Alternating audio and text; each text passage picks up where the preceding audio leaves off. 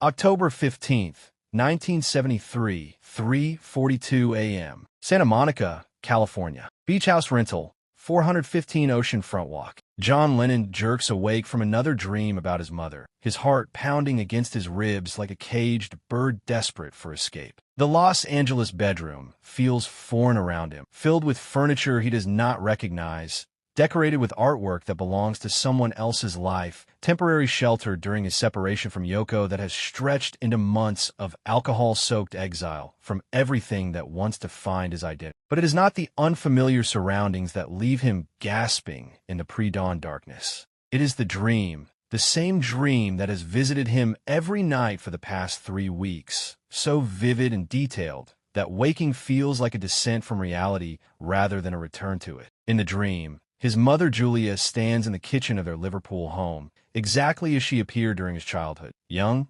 beautiful, laughing, alive with the energy that made her presence feel like music even when she was not singing. But her expression in these dreams is serious, urgent, filled with the kind of maternal concern that transcends death to reach across decades of silence. "John," she says in the dream, her voice carrying the Liverpudlian accent that shaped his own speech, the warmth that made every word feel like an embrace. "You're trusting the wrong person." "What person, Mom?" he asks, but she shakes her head, moves to the window, looks out at a street that is not quite their street, at a world that combines memory with prophecy in ways that make the dream feel more real than the waking life he inhabits in this borrowed California bedroom. Someone who will come into your life soon. Someone who will seem like salvation, but who carries danger. Someone whose love is genuine, but whose presence will lead you toward choices that threaten everything you're trying to be. John sits up in the rental bed, runs his hands through his hair, tries to shake off the lingering power of the dream images. 3 weeks of the same conversation, the same warning, the same sense that his dead mother is trying to communicate something crucial about his immediate future. 3 weeks of waking with the certainty that Julia Lennon, who died when he was 17, who never knew about the Beatles or Yoko or his current exile in Los Angeles, somehow understands his present situation better than he does. The beach house is silent except for the sound of Pacific waves rolling against the Santa Monica shore, the rhythmic percussion that has become the soundtrack to his separation from everything that once seemed permanent in his life. Yoko remains in New York, pursuing her art, her independence, her own version of the creative freedom that drove them apart after 5 years of collaboration, so intense it felt like psychological fusion. But the separation, which was supposed to provide clarity about their relationship and his individual identity, has instead created a void filled with alcohol, casual relationships, and creative paralysis that makes him question every choice he has made since leaving the beach. Los Angeles offers endless distractions, but no solutions. Temporary pleasures, but no genuine comfort. Escape from his problems, but no resolution of the fundamental questions that drove him to seek escape. John walks to the kitchen, makes coffee with hands that shake slightly from alcohol withdrawal and dream residue, tries to focus on the practical details of his current life rather than the supernatural communications that seem to be guiding his unconscious mind. But Julia's warning echoes in his thoughts. Someone who will seem like salvation, but who carries danger. He has been lonely in Los Angeles, isolated despite the constant presence of musicians, actors, producers, and hangers-on who populate the social scenes he has been exploring during his months of deliberate self-destruction. The loneliness is not social, but existential, the isolation that comes from living without purpose, without the creative partnership that defined his adult identity, without the sense that his daily choices matter beyond their immediate consequences. At 4:30 a.m., John decides to search through the boxes of personal papers he brought from New York, materials he has not examined since arriving in California, documents that represent his past rather than his uncertain future. Most of the boxes contain business correspondence, legal papers, and promotional materials from his career with the Beatles and his early solo work. But one box contains personal items, photographs, letters, and notebooks that somehow survive the multiple relocations and relationship changes that have marked his adult life. Near the bottom of the box, John finds a manila envelope he does not remember packing, labeled in handwriting he recognizes as his own. From Mom, 1958. Inside the envelope, Letters written by Julia during the months before her death. Letters he had saved but forgotten during the chaos of Beatles' fame and the emotional numbness that followed her sudden absence from his life. The first letter is dated March 15, 1958, 6 months before Julia was killed by a drunk driver outside the home where John was living with his Aunt Mia. The letter discusses ordinary teenage concerns: his progress in school, his growing interest in music, his emerging friendship with Paul McCartney. But the final paragraph contains something that makes John's blood run cold. I've been having dreams about your future, love. Strange dreams that feel more like memories than imagination. I see you with a woman who is not English, not like the girls you know now. She is older, sophisticated, artistic. She will change your life completely, will become more important to you than your music, than your friends, than anything you think matters now. John sets down the letter, his hand shaking. Julia could not have known about Yoko in 1958, could not have predicted a relationship that would not begin for another decade, could not have foreseen changes in his life that he himself did not imagine until they occurred. He continues reading. But in my dreams, I also see you separated from this woman, living alone, making choices that feel like freedom, but are actually forms of self-destruction. And during this separation, I see another woman approaching you, someone who seems like a bridge back to happiness, but who actually represents a different kind of danger. The letter describes this second woman with details that are impossible but accurate. American, blonde, younger than John, working in the music industry, carrying herself with the confidence of someone who has survived difficulties but retained optimism about love and creativity. Someone who will appear during John's period of greatest vulnerability, who will offer emotional stability and creative support, but whose presence in his life will trigger consequences that threaten his long-term safety. I cannot see her face clearly in these dreams, John, but I can see her effect on you. She makes you happy in ways you have not been happy since childhood. She reminds you of what life felt like before fame and relationships became so complicated. She offers you a version of yourself that feels genuine, uncomplicated, free from the psychological warfare that has defined your recent years. John reads the rest of Julia's letter with growing dread. His mother's dreams contained not just accurate predictions about Yoko, but detailed warnings about a relationship that has not yet begun, but which apparently carries hidden dangers that Julia somehow perceived 15 years before they would manifest. But John, in the dreams where you are happiest with this second woman, I also see shadows following you both. People who use your relationship for purposes you do not understand. Forces that transform your love into a weapon against your long-term interests, your safety, your connection to the people who matter most to you. The letter concludes with specific advice. If such a woman enters your life during a period of separation and loneliness, be careful. Love her if you must, but do not trust the circumstances that brought her to you. Ask questions about her background, her connections, her reasons for being available at exactly the moment when you most need comfort. Some relationships that feel like destiny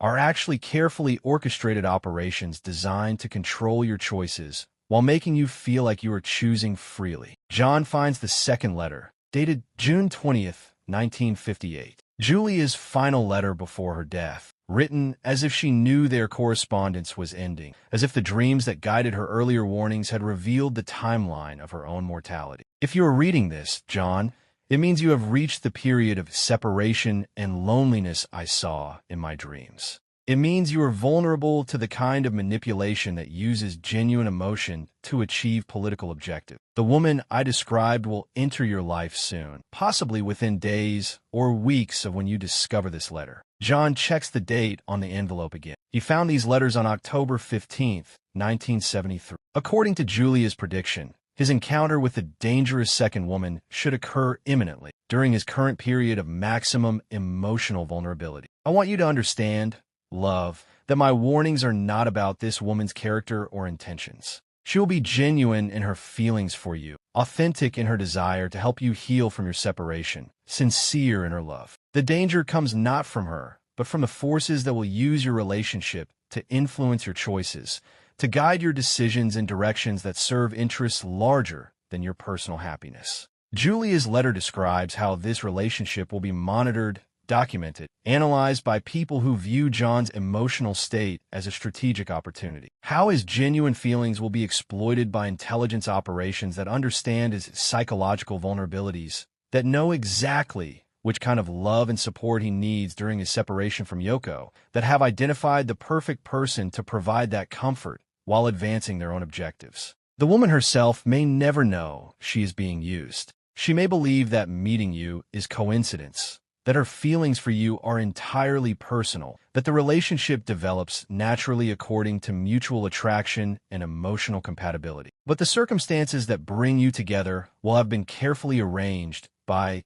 people who study your psychological profile, who understand your needs, who know exactly what kind of person can capture your attention during this specific period of your life. John sets down the letter, walks to the window, looks out at Santa Monica Beach in the pre-dawn darkness. Somewhere in Los Angeles, according to his dead mother's 15-year-old predictions, a woman is preparing to enter his life. Someone who will offer exactly the kind of love and stability he craves during his separation from Yoko. Someone whose genuine affection will be weaponized by forces he cannot see to achieve objectives he cannot anticipate. The psychological manipulation Julia describes represents a form of emotional warfare that uses authentic feelings to achieve strategic goals, that transforms love into a tool of control while making the target feel like he's choosing his own path toward healing and happiness. John would become genuinely attached to this woman, would experience real joy and comfort in her presence, would make decisions about his future based on feelings that are authentic but orchestrated.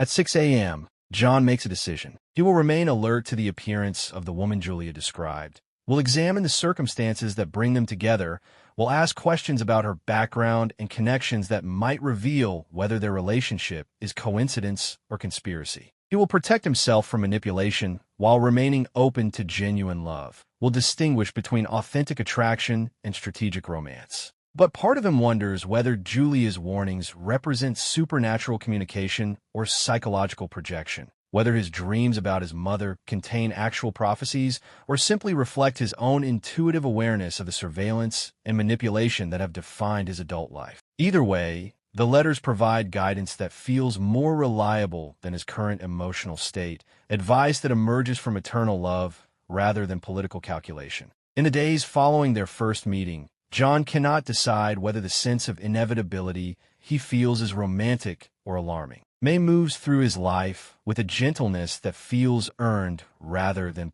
She listens without interrupting. She does not rush him toward clarity or demand explanations for his confusion. In her presence, the noise inside his head quiets in ways he has not experienced since before the weight of history settled permanently on his shoulders. Yet inevitability has become a dangerous sensation. John notices how easily access is granted, how obstacles dissolve without effort. Invitations appear, doors open, travel arrangements resolve themselves with suspicious efficiency. Even their privacy feels curated, protected by circumstances that seem to anticipate their needs before either of them voices them aloud. Comfort, he realizes, can be engineered just as effectively as pressure. May speaks of her work casually, never defensive, never evasive. She presents herself as a professional woman caught between loyalty and empathy, between obligation and affection. John believes her, or rather, he believes that she believes herself. That perhaps is what makes the situation most unsettling. Manipulation works best when the manipulated are unaware,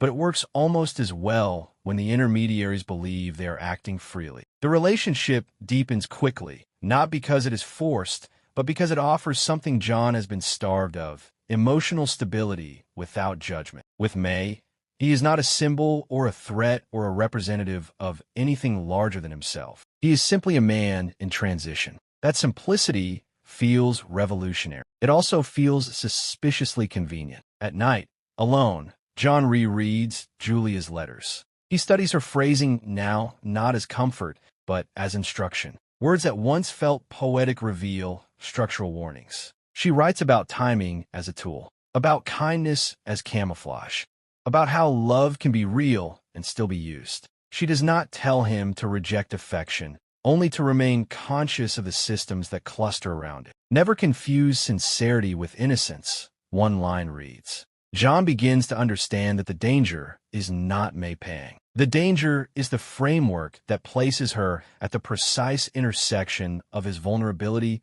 and his value. Love, he realizes, is not being fabricated, it is being leveraged. The 18 months that follow are filled with contradiction. He laughs more than he has in years. He drinks too much.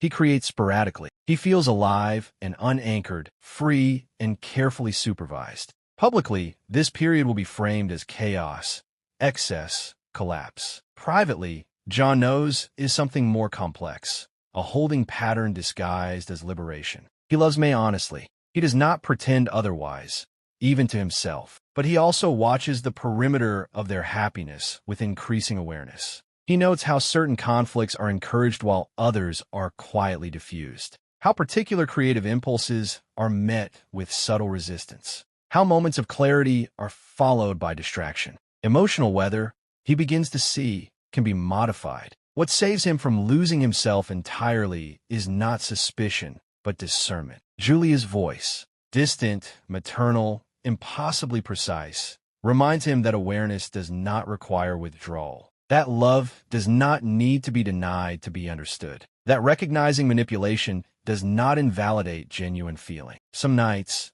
John wonders whether this is the real purpose of the lost weekend. Not destruction, but delay. A period in which he is allowed happiness, indulgence, even affection, so long as nothing irreversible emerges from it. So long as his influence remains diffused across pleasure rather than focused into purpose. He begins keeping his own records. Notes written in no consistent order. Observations without conclusions. Feelings logged separately from interpretations. A private archive to counterbalance the unseen ones he now knows exist. He does not yet know what he will do with this awareness, only that he cannot afford to lose it. The relationship with May does not end in revelation or betrayal. It ends the way many manage things end, gently, without rupture, leaving behind memories that are real and questions that never fully resolve. John will later describe this period with affection and regret, honesty and distance, never quite certain where love ended and strategy began.